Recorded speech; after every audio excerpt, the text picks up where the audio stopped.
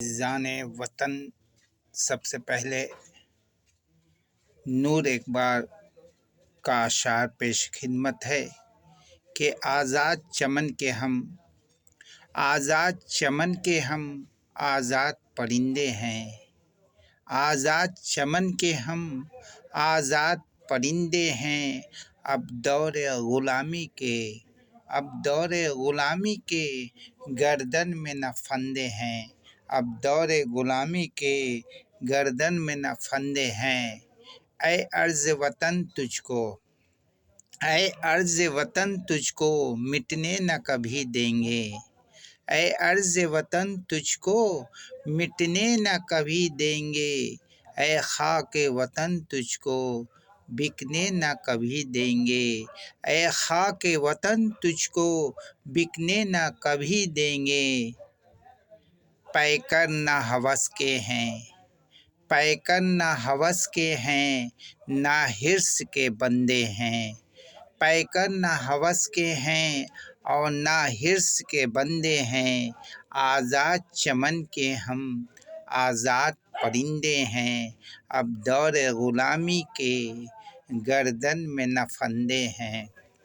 हज़रात, हमारा मुल्क 15 अगस्त 1947 को आज़ाद हुआ और 26 जनवरी 1950 ईस्वी को हिंदुस्तानी क़वानीन व ज़ाब्ता के दस्तूर नाफिज किए गए।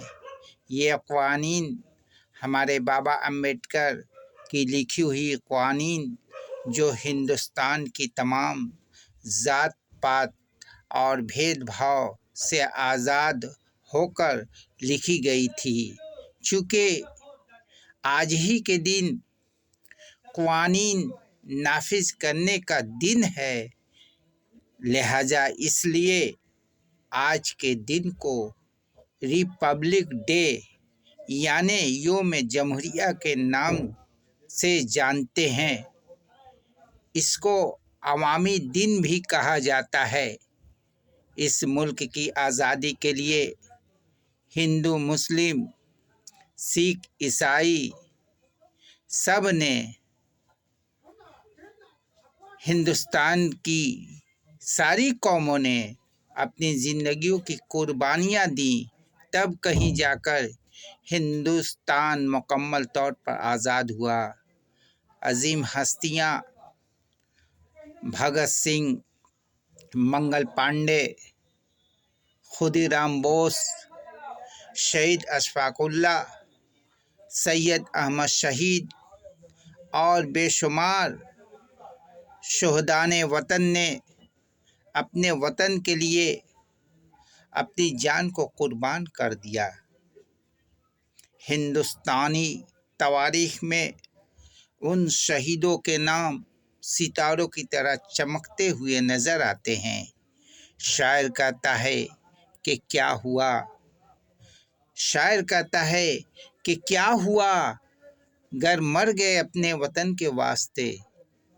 क्या हुआ गर मर गए अपने वतन के वास्ते। बुलबुलें कुर्बान होती हैं चमन के वास्ते। बुलबुलें कुर्बान होती हैं चमन के वास्ते। और हमारे रहनुमा गांधी जी, नेता सुभाष चंद्र बोस, मौलाना अबुल कलाम आज़ाद, मौलाना मोहम्मद अली जौहर, पंडित जवाहरलाल नेहरू, मौलाना शौकत अली ख़ान, अब्दुल गफ्फार ख़ान, मौलाना मज़हरुल हक़, मौलाना हसरत मोहानी और रफ़ी अहमद किदवाई वगैरह दीगर रहनुमाओं ने अपने जद्दोजहद से मुल्क को ग़ुलामी के फंदे से निकाला और ज़ात पात भेदभाव को ख़त्म करने की हतीउल वसा कोशिश की। ये ऐलान किया कि मज़हब नहीं सिखाता, मज़हब नहीं सिखाता आपस में बैर रखना। मज़हब नहीं सिखाता आपस में बैर रखना। हिंदी हैं हम वतन हैं हिंदू सिता हमारा। हिंदी हैं हम वतन हैं हिंदू सिता हमारा। اور عظیم شاعروں نے اپنے اپنے کلاموں کے ذریعے ہندوستانی نوجوانوں کو بیدار کیا۔ ان شاعروں میں رابندر ناتھ ٹیگور، علامہ اقبال،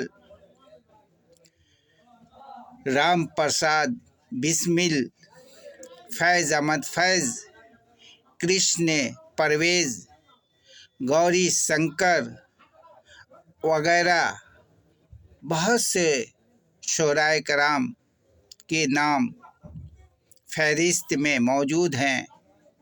انہوں نے حب الوطنی کو ایمان کا حصہ قرار دیا۔ جب حب الوطنی کے شعراء بہت سے کلاموں کو انگریزوں کے دور حکومت میں ضبط کر لیے گئے، لیکن آزادی کے بعد ان کے کلاموں کو بھی آزاد کر دیے گئے ہیں۔ ان کے ضبط شدہ کلاموں میں سے ایک شعر آپ کے حوالے کرتا ہوں کہ رکھتے ہیں اپنی قوت بازو پہ جو نظر، رکھتے ہیں اپنی قوت بازو پہ جو نظر، رہتے نہیں وہ بن کے کسی کے کبھی غلام، رہتے نہیں وہ بن کے کسی کے کبھی غلام۔ آج بھی ہمارے ملک کے نوجوانوں کے دل میں حب الوطنی کے جذبات کوٹ کوٹ کر بھرے ہوئے ہیں۔ اپنے ملک کے لیے، اپنے وطن کے لیے محبت کرنے کا نام ہی حب الوطنی ہے۔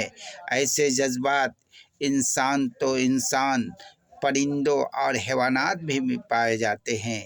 یہ تو قدرتی بات ہے کہ انسان جہاں بھی رہتا ہے لیکن اپنے وطن کو دیکھنے کا خواہش مند ہوتا ہے۔ اس لیے بلا تأمل میں کہنا چاہتا ہوں کہ غربت میں ہوں اگر ہم، غربت میں ہوں اگر ہم، رہتا ہے دل وطن میں، غربت میں ہوں اگر ہم، رہتا ہے دل وطن میں، سمجھو ہمیں وہیں بھی دل ہو جہاں ہمارا، سمجھو ہمیں وہیں بھی دل ہو جہاں ہمارا۔